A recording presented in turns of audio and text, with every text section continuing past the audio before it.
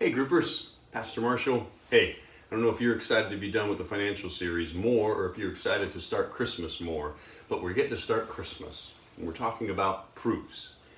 We live in a day and age when eyewitness testimony is suspect. In fact, if you Google eyewitness testimony, you're going to read pages and pages and pages of all the times that it sent people to prison erroneously. We live in a time when eyewitness testimony has become more suspect. I just wonder, as a group, share with one another. Let's not dominate the conversation. Let everybody's views matter. What say you? Do you believe that basically eyewitness testimony is trustworthy? Or do you believe that basically eyewitness testimony is not trustworthy? Well, of course it matters when we come to the Gospels because these are eyewitnesses. On that first Christmas morning, if you look at Luke 2, 8 through 20, the passage that I used for my message, how many witnesses were there? And what did they witness? And then, what did they learn about this one that was going to be born that day?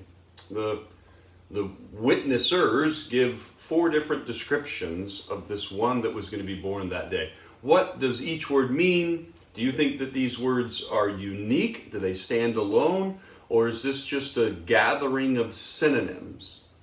And then, how do we know who wrote the Gospel of Luke? How do we know that Luke wrote it? How do we know that Matthew wrote his? How do we know that Mark wrote his? How do we know that John wrote his? I talked about this in my message on Sunday.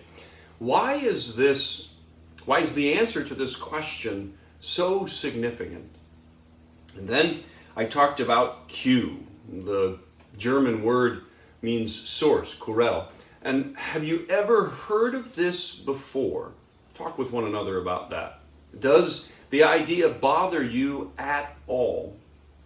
There are 3 passages in the New Testament that we believe are some of the oldest Christian material that we have. One is in Philippians 2, 6 through 11. I want you to read that. One is in Colossians 1, 15 through 20. I want you to read that. And then another is in 1 Corinthians 15, 3 through 8. I want you to read that. And then as you read each of these passages, I want you to be asking yourself, if these are the 3 original Christian passages, what do they teach us? Is there anything in these 3 passages that is bothersome? Do anything in these 3 passages lower Jesus in your mind? Or are these 3 passages great foundational passages if this Q is a real thing? Well, one last question. How much does it matter to you to know the exact day of Jesus' birth? December the 25th. Probably not the right day.